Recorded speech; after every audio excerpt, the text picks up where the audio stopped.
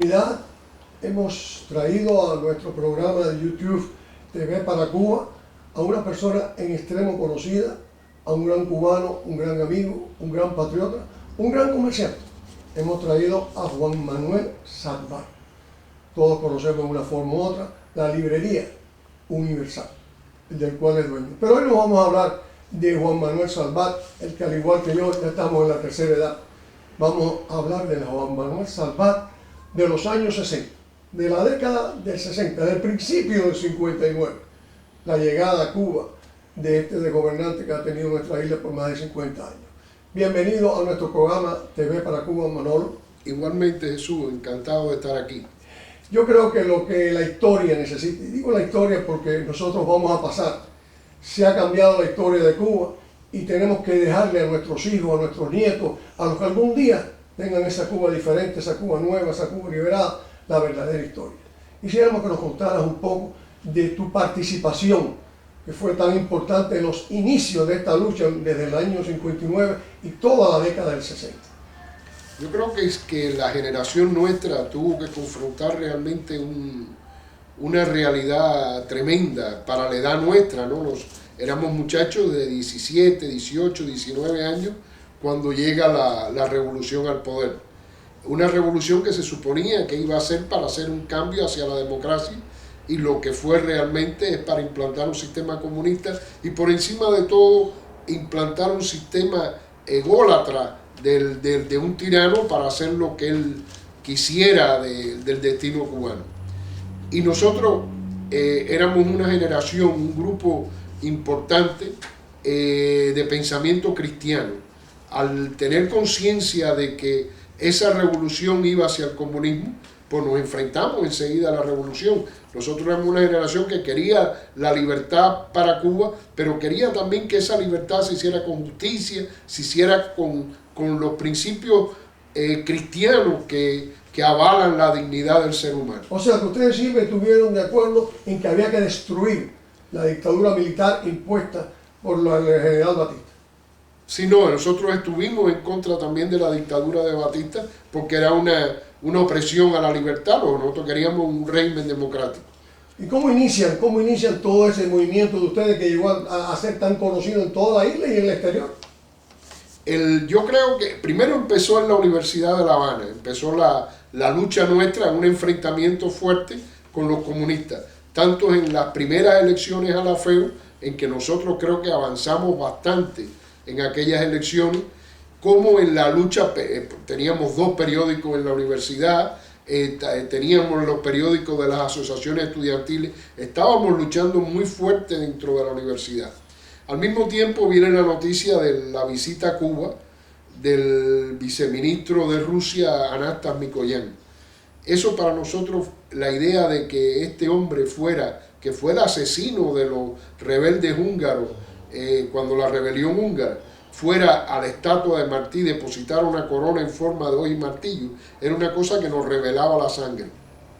Entonces nos reunimos un buen grupo en la universidad, junto con algunos institutos, la Universidad de Villanueva, la Universidad de La Salle, y fuimos a una manifestación al Parque Central a poner una corona de flores en forma de bandera cubana como desagravio al apóstol. Pero cuando llegamos allí ya nos estaban esperando. Fíjate que no fue un acto todavía contra la revolución ni contra los Castro. Era un acto a favor de la democracia y en contra del comunismo. Cuando llegamos allí estaba la policía, la gente de la seguridad del Estado, nos golpearon, nos llevaron presos.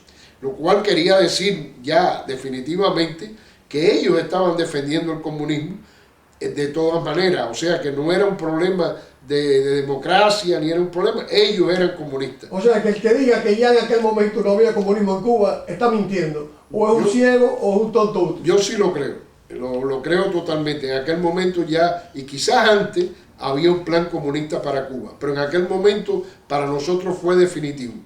Nosotros íbamos diciendo viva Cuba Libre y nos golpearon por decir viva Cuba Libre. Y nos llevaron presos por decir viva Cuba Libre.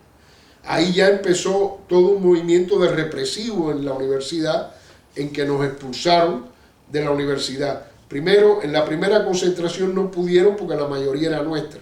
Después hicieron una segunda en que llevaron muchachos jóvenes comunistas de todas las tendencias, obreros, comunistas, de todo, para llenar la Plaza Cadena, y ahí sí nos plantearon la expulsión al grito de Paredón. Ahí entonces ya nosotros nos dimos cuenta de que había que ir a una lucha, a una confrontación, y comenzamos a formar el directorio estudiantil. Ese directorio estudiantil, ¿cuándo coge forma definitiva?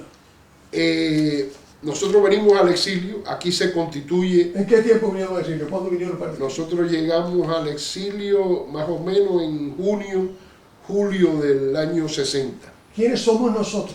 Nosotros éramos Alberto Müller, Ernesto Fernández Travieso y yo, fuimos los tres que llegamos en aquel momento. Pero aquí nos unimos a un grupo grande de estudiantes, de dirigentes estudiantiles para formar ese directorio. Y se formó, es decir, se constituyó. Al mismo tiempo en Cuba ya estaba formado también. O sea que el directorio ya era una fuerza de lucha dentro de Cuba. ¿Actuó como movimiento solo o conjuntamente con las otras organizaciones que ya existían en Cuba? No, ya era en coordinación con la Democracia Cristiana, con el MRR, dentro del Frente Revolucionario Democrático. No era una organización independiente, sino que nos coordinábamos en la lucha con todos los demás movimientos, inclusive, por ejemplo, cuando nosotros nos infiltramos en un barco que era del MRR, porque había mucha colaboración. Eso quería saber. O sea, ustedes vienen acá, pero acá no se quedan de manos cruzadas.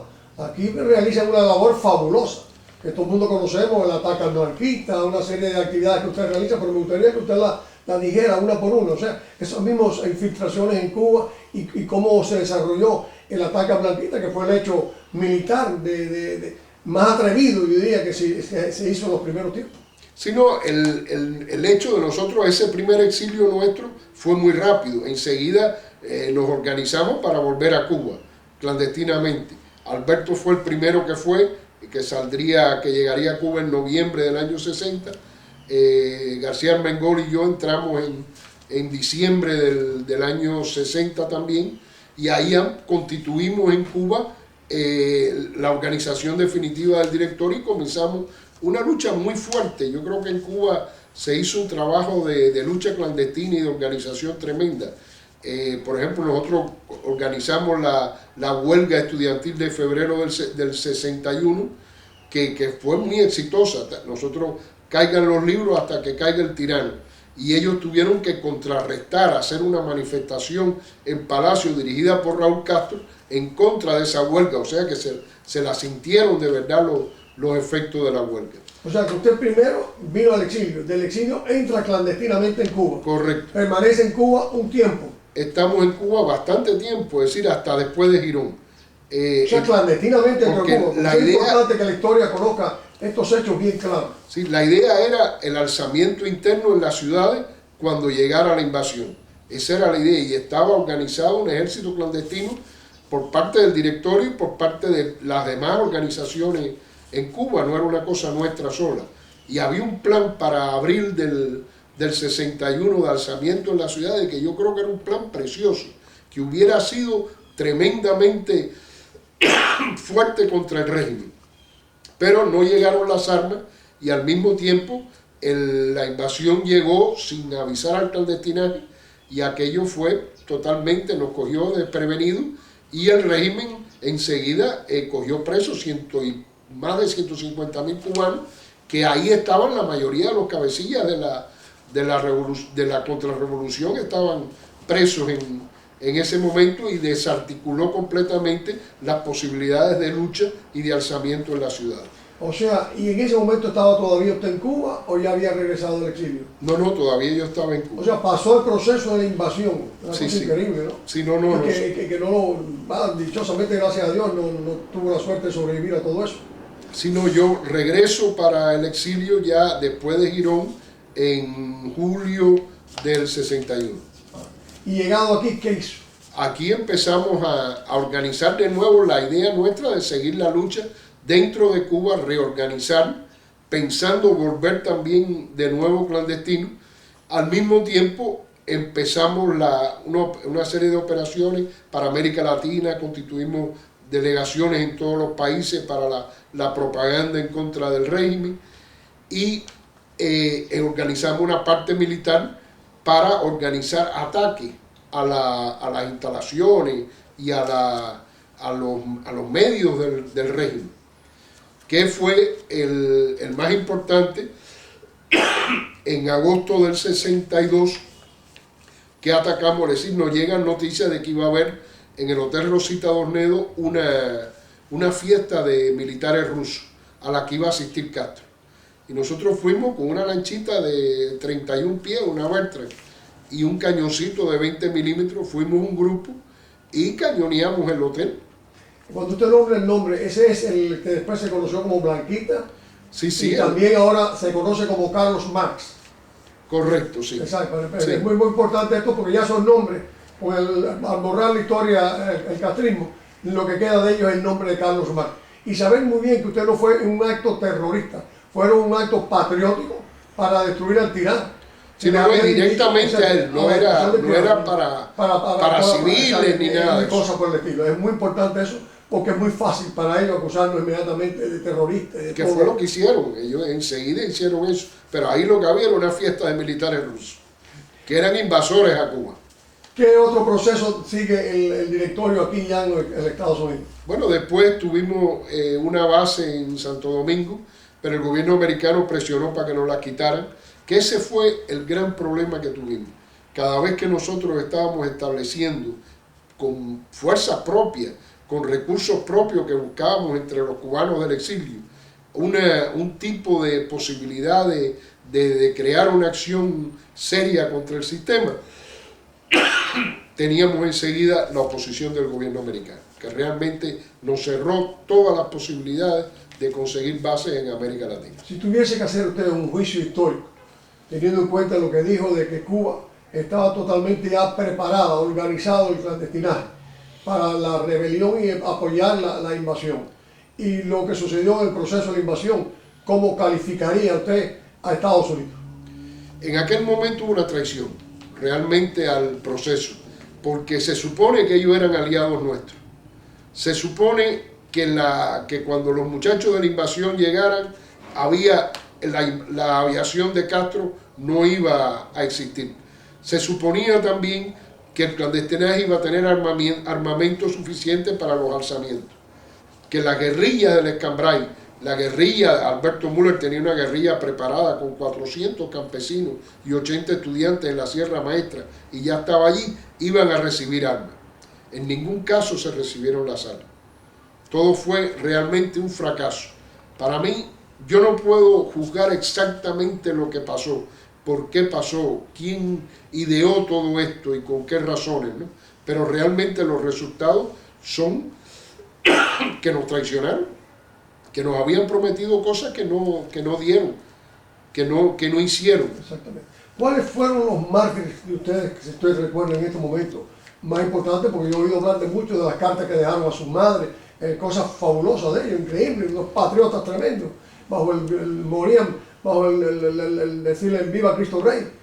Sino de mártires en Cuba hubo muchísimos, desde Porfirio Ramírez, que fue presidente de la Universidad Central de las Villas, alzado y murió y lo fusilaron, hasta Julio Antonio Yebra, y para mí uno de los más cercanos, Virgilio Campanerí y Alberto Tapia Ruano, que los cogieron en una casa de abastecimiento y le hicieron un juicio sumario y lo fusilaron. Fusilamiento en la cabaña, en los cuales ellos gritaron viva Cristo Rey, viva Cuba Libre, viva el directorio, cuando los estaban matando. Otro caso para mí muy doloroso, porque era una infiltración que yo estaba haciendo a Cuba, y Juanín Pereira Varela, que era el coordinador del directorio en Cuba, fue a la costa norte de Pinar del Río a esperarme. Pero cuando nosotros llegamos ya no estaban las luces que ellos ponían para que nosotros bajáramos del barco. No había nada, y es que los habían cogido y a Juanín lo mataron allí mismo en la costa. Un muchacho extraordinario, un verdadero santo como hombre. Ahora que hemos visto, narrado por usted, que fue persona partícipe de todo este proceso después de toda esa década del 60, ¿Qué ha sucedido? A veces cuando yo me pongo a pensar, porque tuvimos también nuestra participación desde el punto de vista de la democracia cristiana, al ser uno de los fundadores y posteriormente presidir la Juventud Demócrata Cristiana aquí en el exilio, pero nunca tuvimos como jóvenes, como Juventud Demócrata Cristiana, el haber podido hacer lo que ustedes pudieron hacer. Pudimos individualmente cada uno participar en desembarcos de armas en Cuba para previo a la invasión y demás, pero la labor del directorio es una labor que el mundo y la historia tiene que reconocerla, como que si fueron jóvenes de 18, de 20 años que pusieron su vida. Unos milagrosamente la salvaron y otros desgraciadamente fueron llevados al paredón de fusilamiento. Pero eso me parece pensar a mí como que ustedes fueron como los incas, como los aztecas, como los mayas, civilizaciones que desaparecieron. ¿Dónde está esa juventud en estos momentos? Bueno, dentro de Cuba no hay esa juventud, pero es que es imposible que la haya. El adoctrinamiento, son 50 años adoctrinando a una gente, corrompiendo una juventud. Y ellos han logrado mucho de eso, y entrarles el miedo. En Cuba hay un miedo. Yo leí un libro de Guillermo Fariña, el señor disidente que está dentro de Cuba, sobre el miedo. Y realmente el miedo es una cosa que se los meten por todas partes y que no saben actuar. Los cubanos no saben actuar, no saben. Pero eso pasó también en Alemania Oriental, eso pasó en Hungría. Porque fíjate que los levantamientos contra el comunismo en Europa se dan cuando el gobierno se suaviza y da algunas libertades, como pasó en Hungría y como pasó en Checoslovaquia. Pero mientras el régimen es cerrado, no ha habido nunca no hubo un alzamiento y una oposición fuerte. ¿No lo ha habido en China? Donde está el muchachito que la plaza tiene. Ahí en la plaza, pero los acabaron a todos y ya no ha habido más ningún. O sea, no hay esperanza de que en estos momentos surja esa juventud que fueron ustedes. Yo no creo que pase de esa manera, que vaya a haber una oposición de lucha.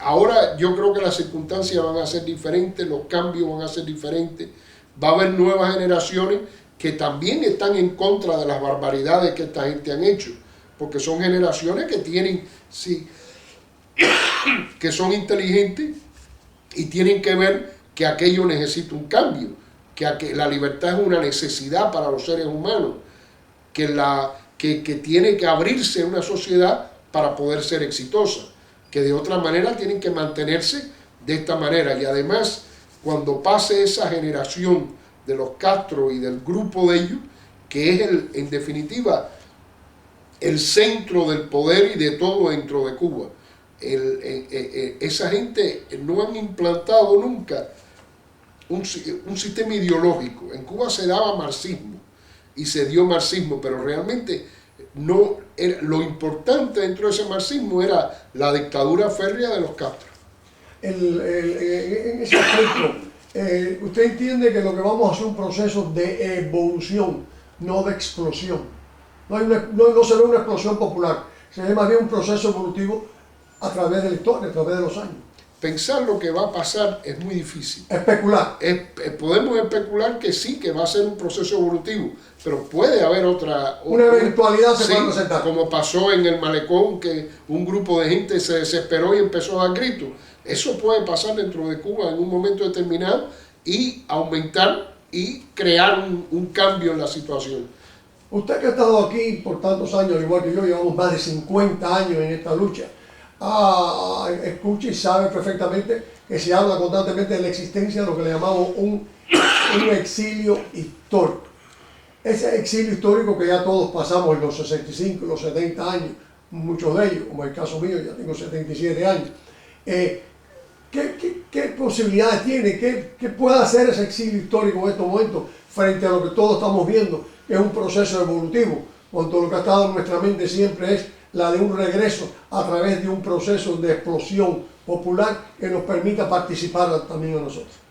Yo siempre pienso que nuestro exilio, el exilio histórico y todo el exilio posible que podamos aunar a ese esfuerzo, debe ayudar a ese pueblo. debe ayudarlo y tratar de crearle los vínculos con la historia nacional nuestra, que ellos han roto. Si en Cuba en el siglo XIX se forjó la nacionalidad cubana. Ellos, ese pensamiento de Varela, de los Sacos, de Arango y Parreño, de Luis Caballero, eso en Cuba no se conoce. Todo el pensamiento libre de Martí no se conoce. Ellos han dado a conocer un Martí que es el Martí de ellos, el que les conviene a ellos, pero no es el Martí real. Nosotros tenemos la obligación de crear ese puente histórico con las nuevas generaciones cubanas para tratar de salvar ese país de alguna manera y de que pueda volver a encontrarse con su propio destino. Este fenómeno que tenemos en Cuba, que es lo único que tenemos a mano, los disidentes y los opositores. Se habla de disidentes, se habla de opositores. Primero, ¿qué diferencia usted encuentra entre disidentes y opositores y en el proceso actual? ¿Qué esperamos de ellos? Bueno, es que yo creo que también hay un problema semántico en todo esto y se confunden y se le dicen disidentes a individuos que toda la vida han estado opuestos al sistema y se le dicen opositores a veces a individuos que estuvieron dentro del sistema mucho tiempo y después se fueron. O sea que yo creo que hay una confusión muy grande. Que todo es una misma cosa. Pero en cierto sentido sí, todos los que estén opuestos al régimen con un sentido de la libertad, de la justicia y del destino cubano propio, yo creo que son opositores, son disidentes y son positivos. Sí, claro, la idea que hay de opositores, por lo menos la que he tomado yo en cuenta, es aquel individuo que no acepta ningún tipo de diálogo, ningún tipo de transición, ningún tipo de argumento ni de conversación con el régimen. Mantiene una postura radical, vertical, quizás más imposible todavía que el de la otra por hacer algo, pero definitivamente tengo entendido que esos individuos los hay. No queremos mencionar nombres para no ofender a nadie, pero sí creo que hay opositores de verdad, que aunque han pertenecido al régimen, porque aquí todo el mundo, 50 años todos han ocupado, es un régimen que lo controla todo, lo maneja todo, ahí no hay propiedad privada, ahí no hay empresa privada, todos de una forma u otra han pertenecido al gobierno. Lo que sucede es que han radicalizado sus posiciones y inclusive han estado presos por radicalizar sus posiciones. Unos y otros llegamos a la conclusión, como usted ha dicho, que en la actualidad todo se debe o a una eventualidad que suceda o a un proceso evolutivo manejado lo mejor posible para que ese pueblo llegue al final con un conocimiento real de la verdadera historia y con un mínimo de educación cívica, democrática, en fin, en todos los órdenes. ¿Qué opina usted sobre eso? No, yo estoy de acuerdo en que sí, en Cuba, aunque hay un punto que sí me gustaría, en Cuba hay mucha gente que nunca fue marxista. En Cuba hay gente también que, por ejemplo, el caso de Dagoberto Valdés, que es un señor que ha estado siempre con la iglesia y además con un pensamiento muy definido, que nunca ha participado, aunque trabaja como, ¿cómo se llama?, ingeniero de yagua y recogiendo yagua y eso, todos tienen que trabajar dentro de un sistema en que el único empleador es el gobierno, ¿no? Pero que hay algunos personajes dentro de Cuba que yo admiro mucho por eso, porque siempre han sido opositores, nunca han estado con el marxismo y siempre han mantenido un pensamiento real, en este caso un pensamiento cristiano admirable. Eso pudiéramos situarlo en lo que en la guerra de independencia había los autonomistas, los reformistas, los independentistas. Eso está entre lo que llamamos los independentistas y los otros están entre lo que llamamos los reformistas. Pudiera ser una forma, porque en Cuba hay muchos reformistas también.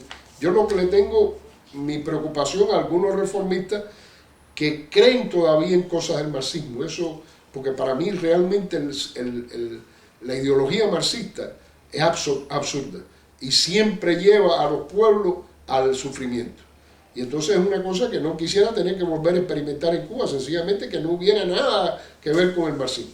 Bueno, yo creo que aprovechando la oportunidad que nos da YouTube de cierto espacio en la televisión y que en una forma u otra tratamos de que esto llegue a Cuba, esas palabras tan bonitas y buenas y educativas que usted ha dado aquí hoy, queríamos también, antes de finalizar, hablar de algo que usted, como editorial de libros, que casi todos los libros de exilio lo han hecho aquí en esta librería universal, de Juan Manuel Salvat, nos hablar un poquitico de un libro que recientemente usted ha editado y que para mí ha sido maravilloso. Este libro que espero que esté saliendo, que se llama Exile Cuba, de Raúl Eduardo Chao. Este libro para todos los abuelos, especialmente los abuelos, los que estamos en esta edad, como usted y yo, para mí es maravilloso. Yo lo he hablado con mis nietas de 20 años y de 15 años, se lo he mostrado y me han dicho, Avi, por fin hay un libro que podamos leer algo de la historia de Cuba sin pasar el trabajo de esforzarnos en el poco español que sepamos o en el ningún español que sepamos. Háblenos de estos libros para esa generación, porque a ella voy a hacerle llegar también yo, de una forma u otra, sus palabras sobre este libro. Bueno, esa fue la idea, la que acaba de decir es la idea exactamente de este libro, tanto del autor, de Raúl Eduardo Chao, como nuestra, porque nos lo planteamos. Lo importante en este caso, en este libro, es llegar a esas generaciones y crear un vínculo con ellas, que esas generaciones puedan conocer todo el esfuerzo y toda la lucha de sus abuelos que han realizado para tratar de que Cuba no fuera al comunismo y tratar de regresarla y de que en el futuro pueda tener un futuro de libertad. ¿Qué hay en ese libro? Una síntesis de principio a fin. El libro es historia, es la historia del exilio en todos sus detalles, los progresos de los cubanos en Miami, las luchas políticas en Miami y las luchas sobre todo por conquistar la libertad de Cuba. La lucha por mantener ese sentimiento de continuidad, de fraternidad con el pueblo de Cuba y con el destino cubano. Bueno, señores, yo creo que hemos llegado al final de esta entrevista. Queremos felicitar al amigo, al patriota y al gran empresario. Muchísimas gracias, Jesús, encantado.